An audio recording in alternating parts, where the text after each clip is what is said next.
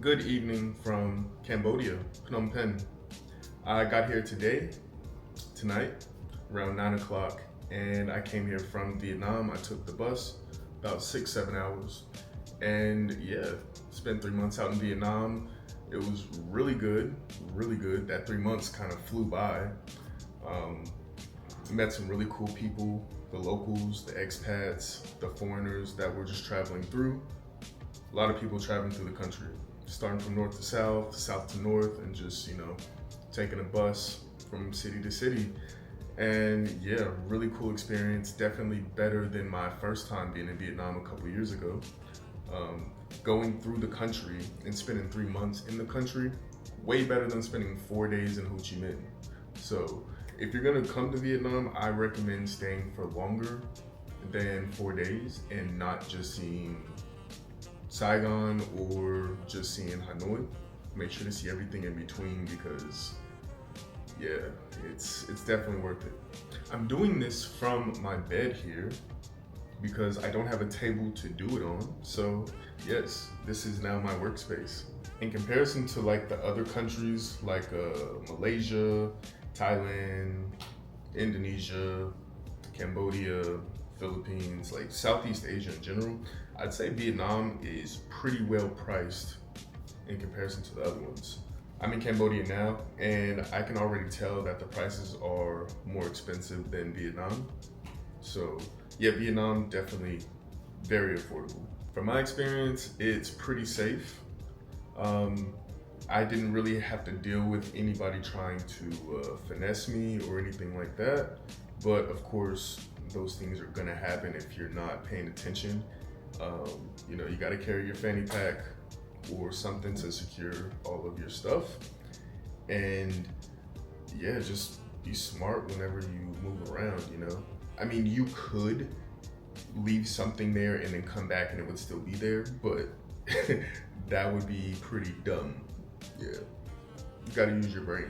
There's plenty of things to see in Vietnam from north to south.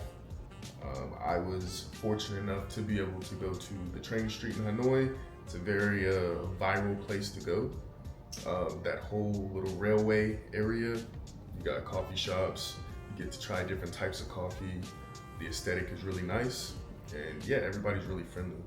Especially like the locals are very friendly, very accommodating, and you're just gonna have a great time, interacting with them. They're curious about you, where you're from and where you're going, and these types of things. There's lots of Vietnamese history, plenty of museums, especially with the war and all of its history with like the Japanese, the Chinese, plenty of Chinatowns to see. And the weather is actually very good. It's gonna be very hot, so be expecting that, but there's a great city by the name of Dalat, and it is in the mountains, and it's perfect weather. So you could go outside and it's not hot, it's cool, but not too cold to where you're gonna be like shivering. I didn't need a jacket out there myself, so I don't think you're gonna need a jacket either. I basically wear this, I didn't change clothes from what I brought to Vietnam, and I didn't buy a jacket or anything like that. So I think Dalat, that's like the perfect city for like weather, specifically the climate, perfect. But the rest of the country, yeah, unless you go up to like Hayang, I'm not sure if I'm saying that right, but up north, like up by the Chinese border, the far north, they have some pretty high elevation out there as well. So yeah, go with the right time. When I was in Hanoi, I didn't go up there, but it was also rainy season as well. So that was June. Yeah, June, I was up in Hanoi, and yeah, it was just raining every single day. I wouldn't say it was flooding, but like if you step your foot in the water, it's going up past your ankles. So it was pretty high. And another really good thing about Vietnam is the currency. Every other currency that I can think of, for the most part, are using coins, and I don't like carrying coins around. Like, who wants to carry a sack of coins around with them? You know what I mean? And you really don't have to worry about that because it's all paper. Cambodia is the same way. So yeah, if you come out to Cambodia, yeah, keep that in mind. So for some of the cons, I would say traffic. I think traffic, when you first get to Vietnam, traffic can be a little much, a little too much. You don't know when to cross the street, or you don't know how to move around without sidewalks. A lot of places, the sidewalks are like a parking lot for like the motorbikes. So you're kind of forced to move onto the street to navigate through the cities. Not all cities, but in the big cities, you can expect it. The sidewalks are for the motor vehicles.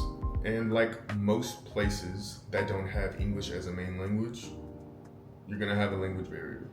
So yeah, make sure you know how to use Google Translate. You gotta use Google Translate sometimes. Other times, yeah, your hand and arm signals, yeah, pretty simple. But understand English is not the first language, and if English is your first language, be patient because you don't have a choice. It's Vietnam, the language is Vietnamese, right? And I would say pollution is another one, but again, that's mainly gonna be in the big cities. I would say primarily Ho Chi Minh. If you're gonna be, that's the biggest city in Vietnam. If you're gonna be in the big city, you can expect there to be some pretty high pollution. And I wouldn't consider this to be a con, but it's an extra step. If you're coming from a country that requires a visa requirement for Vietnam, which not everyone does, but I know as American citizens, American passports, you need a visa. And it's pretty simple to do, and it's all done on one website. It takes 3 to 4 days to get approved, and it costs, I think it was around 35 American dollars. So yeah, keep that in mind. If you come to Vietnam, know that you need a visa, and it's gonna cost 35 American dollars. For other countries, you're just gonna have to do your research on that one. Okay, so for my favorite cities, I'm gonna do my top three. Starting with number three, I would say Dalat is gonna be number three for me. And that is because the climate is amazing there. The people are very friendly. The tourists are very friendly. You don't see a lot.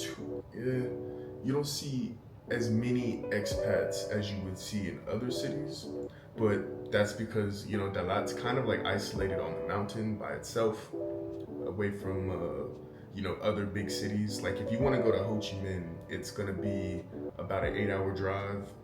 I think it's about the same, if not further, probably further to Nha Trang, and even further for other cities further away. So yeah, keep that in mind if you want to come out to Dalat. Getting to Dalat, you're going to be going on some windy roads, up some hills, some bumpy roads, and it's going to be kind of a roller coaster if you take the big bus. I took the van, so it was pretty smooth sailing for me, but I've heard some stories from other people that took the bus, and yeah, the big bus, and it was a little roller coaster, have a good stomach for it, but it's fun. It's fun, and you get some nice scenery on the way there because you're going up. So as you look off to the side of the mountains, you'll see beautiful views. Definitely worth the trip. I went from Nha Trang, and it only cost me about, I want to say $300,000. Okay. Number two, I'm gonna go with Da Nang as number two, and I mean, you could put Da Nang and Hoi An in like the same number, but they are completely different cities. They're just like really close. But Da Nang, number two. I put Da Nang in number two because it's in a good location. It's a little bit more centralized throughout Vietnam, and it has a beach, of course, a very nice beach. Got some beautiful palm trees. Like the environment's really warm and welcoming. The expats, I definitely got along with them very well. The ones living there, they have a very good network for everybody to come together. And yeah, I didn't really have like much of interaction with the locals as I did with the expats. But yeah, the expats definitely made my time in Da Nang worthwhile, and I could see myself living there with a few exceptions. It has an airport as well, and yeah, it's just really easy to get around that city. There's two halves of the city. It's got 3 or 4 bridges in the middle of it, and there's plenty of stuff to do out there. So you definitely have plenty to do in Da Nang, and I think anybody that goes to that city is absolutely gonna love it. Number one, what do you think it's gonna be?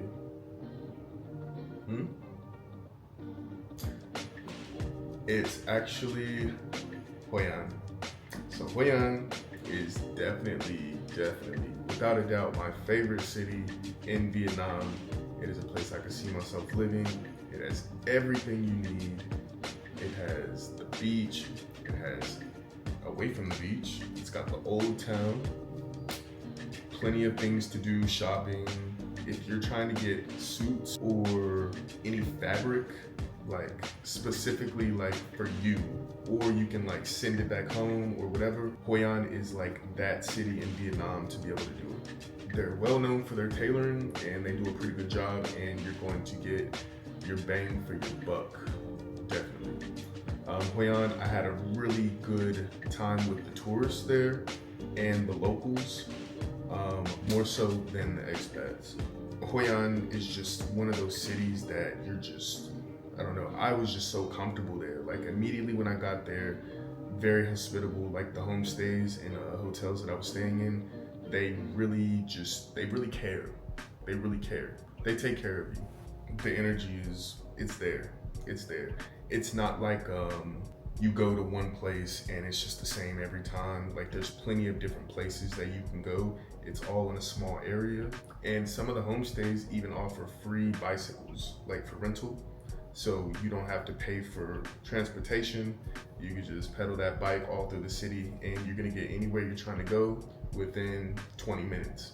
Yeah, I know Vietnam is not like the most popular destination for people to go, but I do think based on like my own experience, I can imagine like, you know, the people that I know, the people that know me, I think that they would actually enjoy going to Vietnam more than other countries, primarily because, you know, Vietnam, it has like this rap about it being a third world country, and you just don't know what to expect whenever you go to Vietnam. But if you actually go to Vietnam and you see it for yourself, you'll see that no matter what people say or what you see online, you have to see it for yourself and get your own opinion, your own experience with it. And I can almost guarantee that you will not be let down, especially with these top 3 cities that I just named. All right, so that's it. I know it's a short video, but I definitely wanted to give like my pros and cons. I want to do that with all of my videos after I leave a country or when I'm about to leave a country, just kind of go over like my experience, the good, the bad, things that I recommend. And yeah, I'll be doing the same thing for Cambodia whenever I leave. So thank you guys for watching. Hopefully that was of some help. And yeah, I'll see you guys in the next video. Cambodia. Peace, love, and happiness.